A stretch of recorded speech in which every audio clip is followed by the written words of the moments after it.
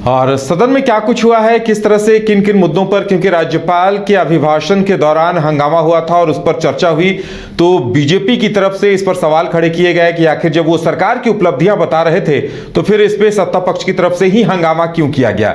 ज्यादा जानकारी के लिए इस वक्त मदन है हमारे साथ। मदन, सदन में अगर देखा जाए तो क्या कुछ हुआ दिन भर, अगर जेएसएससी के अलावा, उसके उस मुद्दे के अलावा और क्या कुछ देखने सुनने को मिला सदन में?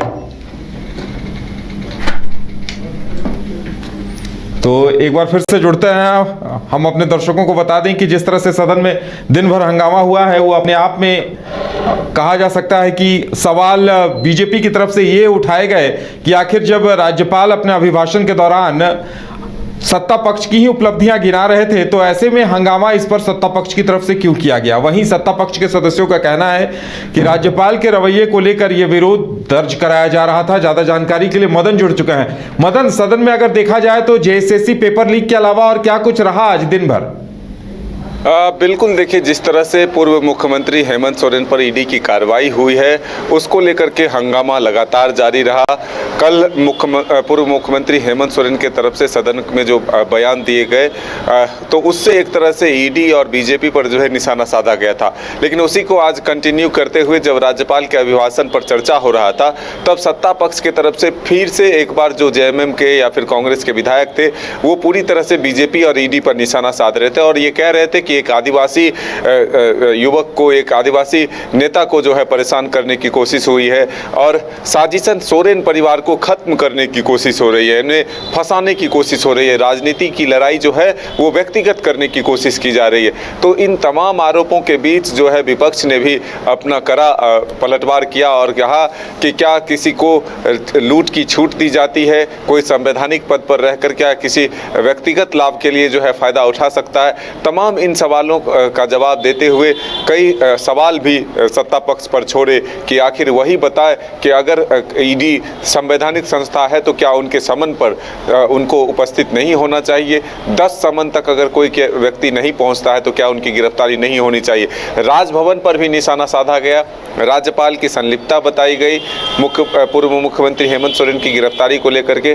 तो ऐसे में सरयू राय भी इस पर पलटवार करते हुए कहा कि जब मुख्यमंत्री के एक वीडियो पहले वायरल होते हैं और उसमें ये कहा जाता है कि गिरफ्तारी के लिए उनको 5:30 बजे कह दिया जाता है तो फिर वो राजभवन कैसे छुप के चले जाते हैं और जब वो छुप कर राजभवन पहुंचते हैं तो फिर ईडी के अधिकारी उन्हें पीछा करते हुए वहां पहुंचते हैं और उनकी गिरफ्तारी होती है।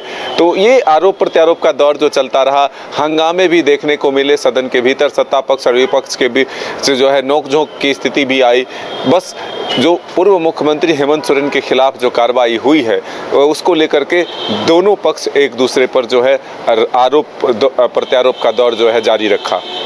हाँ बिल्कुल मदन, लगता है कि ये कड़वाहट अभी बनी रहेगी और जिस तरह से पूरे मामले को लेकर, क्योंकि सदन का बजट सत्र भी शुरू होने वाला है, उस दौरान भी देखने वाली बात होगी कि इस मसले को लेकर हंगामे की स्थिति रहेगी लगता है।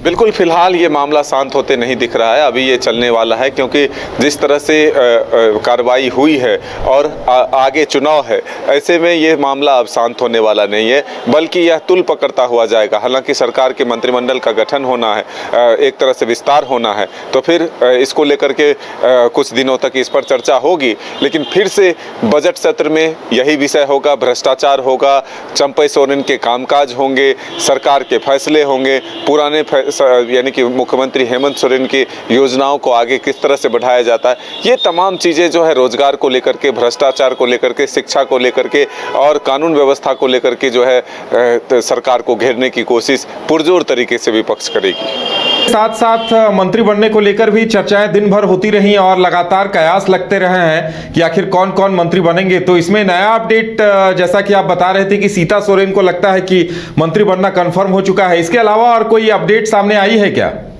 देखिए, दावेदारी जो है लगातार जारी है। उमाशंकर अकेला जो है वो कहते हैं कि मैं 2 बार का विधायक हूं, अनुभवी हूं, उम्रदराज आदमी हूं और मुझे क्यों नहीं मौका मिलना चाहिए। स्वास्थ्य विभाग के लिए बन्ना गुप्ता के बदले इरफान अंसारी कहते हैं कि बन्ना गुप्ता के कामकाज को कौन नहीं जानता है और हम एक डॉक्टर हैं, एक एक्सपीरियंस वाले व्यक्ति हैं, कई बार विधायक रहे हैं, तो ऐसे में हमें मौका क्यों नहीं मिलना चाहिए। अल्पसंख्यक समाज से आते हैं, 18% 1% वोट है हमारे पास। जब से हम पार्टी में आए हैं तब से एक तरह से जनाधार बढ़ा है ऐसे समाज के लोगों का। तो इस तरह से अपनी दावेदारी जो है बढ़ाई जा रही है। वहीं सीता सोरेन ने कंफर्म किया है कि गुरुजी का आशीर्वाद मिल चुका है, उन्हें मंत्री बनना तय हो चुका है, कोई गिला शिकवा अब नहीं है। सीधे अब मंत्री पद की शपथ का इंतजार है कि कब वो मंत्री पद की शपथ लेते हैं और कौन से विभाग का जिम्मेदारी उन्हें मिलता है, ये आने वाला वक्त बताएगा। बिल्कुल मदन, तो फिलहाल तमाम जानकारी देने के लिए आपका बहुत बहुत धन्यवाद। IIT जी नीट एस्पिरेंट्स के सपने को पंख देने आ गया है कंप्लीट सॉल्यूशन इंस्टीट्यूट। यहाँ है smart classroom, 1-to-1 doubt clearing session, ask the expert, video solution और भी बहुत कुछ। मतलब हम करेंगे आपको गाइड, बनेंगे आपके mentor. Foundation classes from class 6 onwards for your bright future. Visit complete solution institute. घर के लिए ग्रोसरीज की जरूरत हो या चाहिए फल और सब्जी, डेयरी या बेकरी प्रोडक्ट्स चाहिए या beverages, snacks and branded foods चाहिए हो या ब्यूटी प्रोडक्ट्स, अब इनके लिए अलग अलग दुकानों की तलाश हुई खत्म, क्योंकि रांची में खुल गया है केस्टो मार्ट, जो रखे आपका और आपके बजट का ख्याल। हर सामान पर 5% की छूट, होम डिलीवरी की सुविधा भी। आज ही पधारें Kesto mart, one stop solution for every customers requirements. Call 9153989339। 5 राज्य, 61 शहर, 150 प्रोजेक्ट और एक वास्तु विहार। नई सोच, नया घर, बनाए रखिए अपना प्यार, सेवा में है वास्तु विहार।